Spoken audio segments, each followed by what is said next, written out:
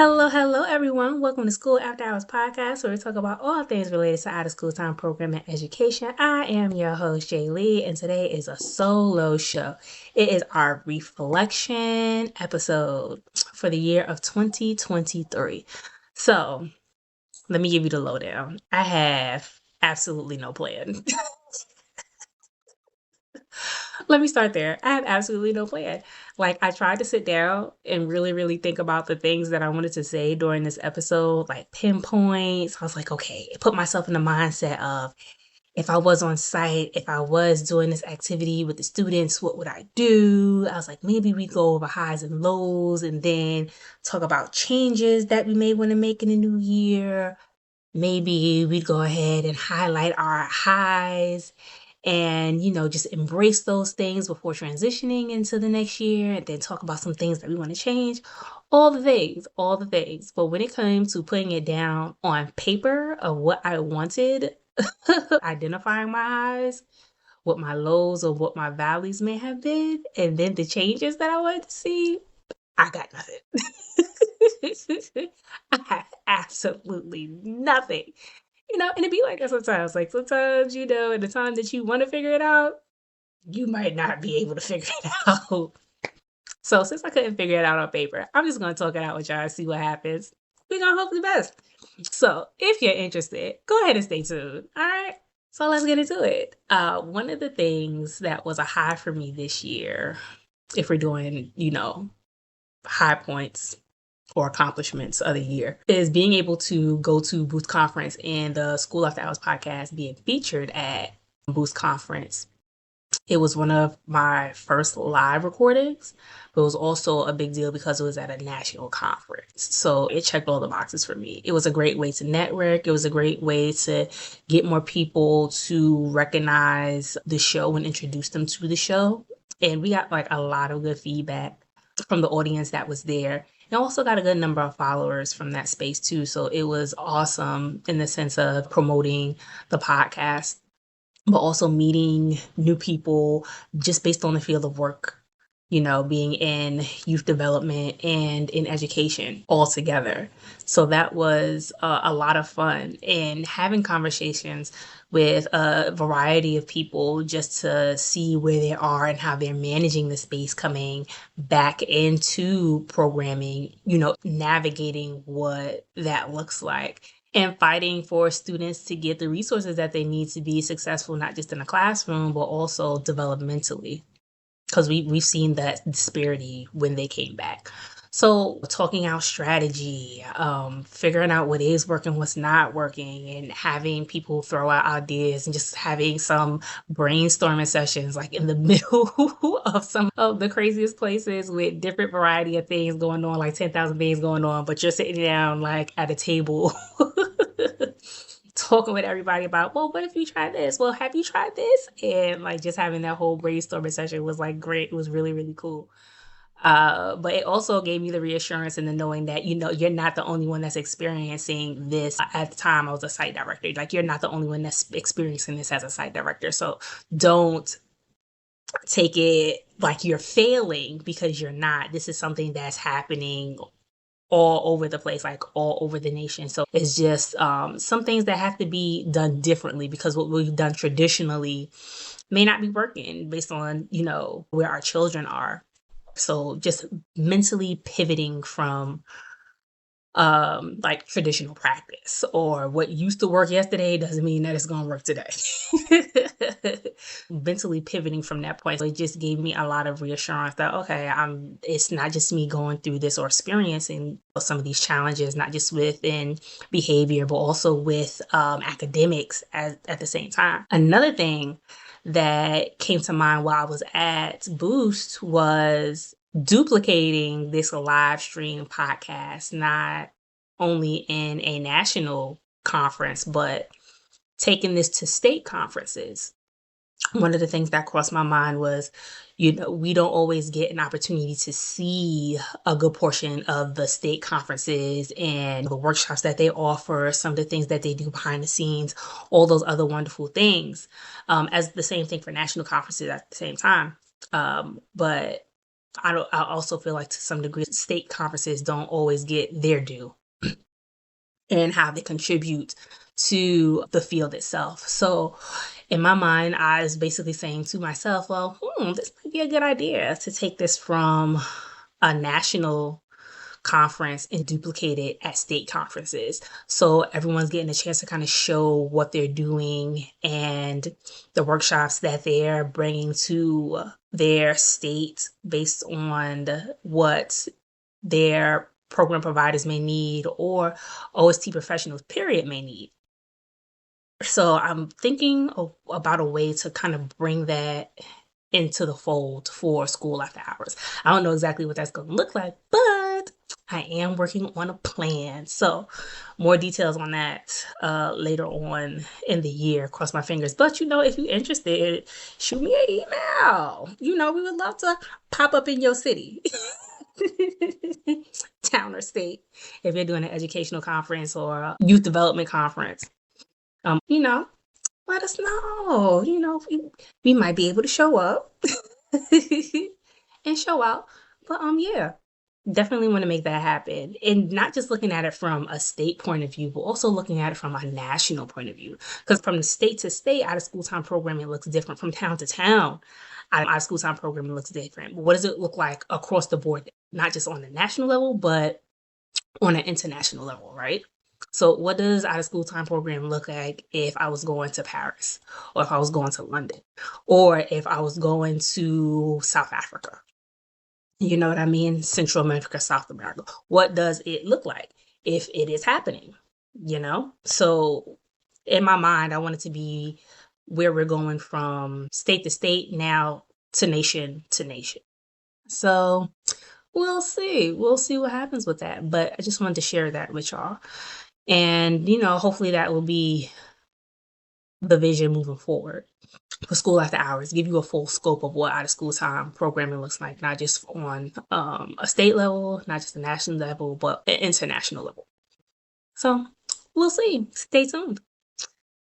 Okay, on to the next thing. So I went over one of my highs for the year. Let me think. One of my lows for the year was not recruiting enough clients for my business, and making those decisions based out of fear. So for those of you that may not know, I started an educational consulting business, basically helping program providers and site directors get their logistics together for their day-to-day programming, or building out the systems in their program to have it run, efficiently and effectively.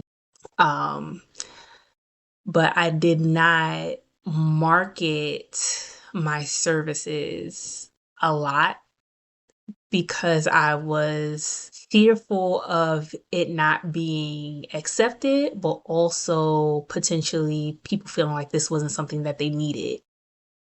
And me going around to different organizations, I could definitely see where it could be needed. But me not marketing the value of that service, right?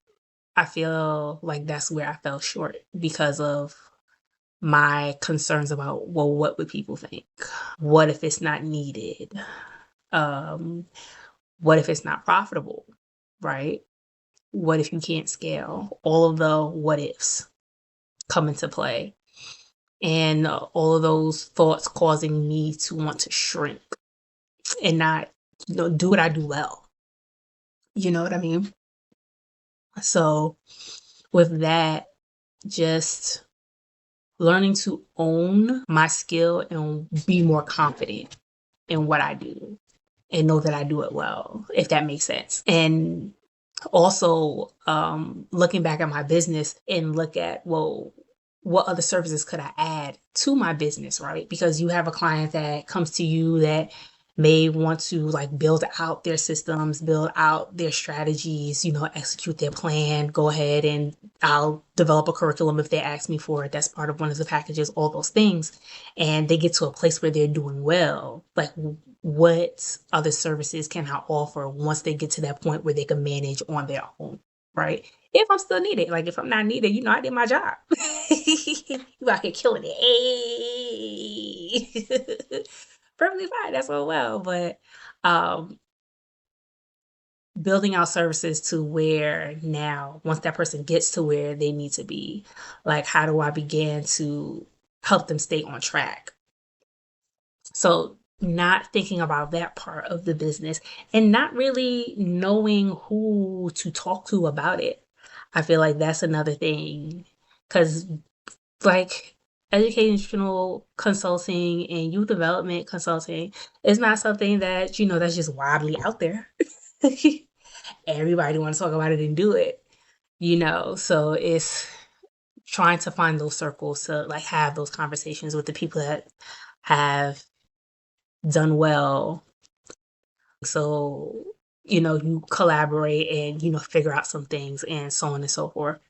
So figuring out this new landscape of being a business and a brand and learning what services to add to my business, but also what systems I need to have in place to make sure that my business is not at a standstill. We're always at a place where we're not just sustaining, but we're at a place of growing as well. So I wish I would not have played into or let my fear of failure and my fear of rejection keep me small, if that makes sense. So that's where I felt like I fell short. Ooh, ooh, boy, that was a lot. So down to the last one, change. One of the changes that I definitely want to make in the new year is not letting work consume my time, right? I've been a workaholic forever.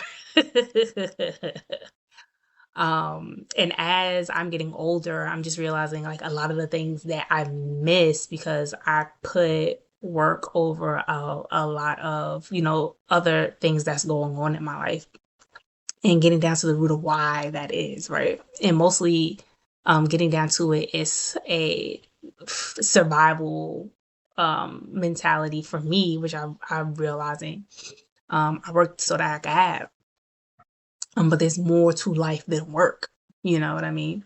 So as I'm getting older, as I'm realizing different things, I want more time and more space to spend time with family, go to different functions, and just altogether experience life. Because at the end of the day, when they're putting you in the dirt and um, at the end of the day, when they're putting dirt over your casket and you're reflecting over your life, what is one of the things that you want to say? That I worked real hard? That's great. It's amazing. That's wonderful. But like what was you doing with your time is one of the things that comes to my mind. What was you doing with your time? But what was you doing with your life? That impacted, influenced, touched other people around you, and what impression did you leave on others? So that's what my mind is processing, I guess, now. And in this new chapter, I want to be able to experience the things. Do all things, travel, be at massive family functions because family is a big thing for me, and a lot of the things that I missed out on was because of having to work all the time just to make sure that ends would meet, but um, financial reasons as well because money just wouldn't come together. So I want to be in a space where I'm enjoying the small things as well as the big things, as well as the people that are around me that consistently pour into me and making space for new people to come in at the same time. And, add to the life that I'm trying my best to live and the abundance that I'm trying to create. And so, yeah, like definitely going into the year, I just want to reprogram my mind to put work down and experience life and love on more the people that are around me and that I keep close to me. So, yep, definitely what I want to go.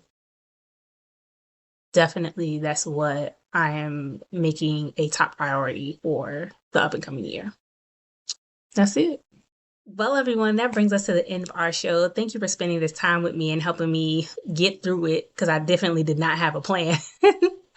So thank you for allowing me to talk it out so I could figure it out because I had absolutely nothing when I first started this recording. But it's like that sometimes, you gotta roll with it. It can't always be scripted. So with that being said, hopefully you enjoyed. So go ahead and hit that like button and think about subscribing to be part of our community as well. You'll get a chance to see a good portion of the releases that we are going to have in the up and coming year. We're going to be doing some more site tours to give you a different perspective of different sites and different programs that are out in the Richmond community. And also, we'll be releasing some more dope content around different conversations that's taking place in the education and youth development space. So make sure that you subscribe. All right, y'all. I hope that you enjoy your holiday. I hope that you all will enjoy bringing in the new year, all the wonderful things. Be safe, take care of yourselves, and also take care of the people around you. With that being said, in the words of Mr. Arthur Ashe, start where you are, use what you have, do what you can. Until next time, y'all. Bye-bye.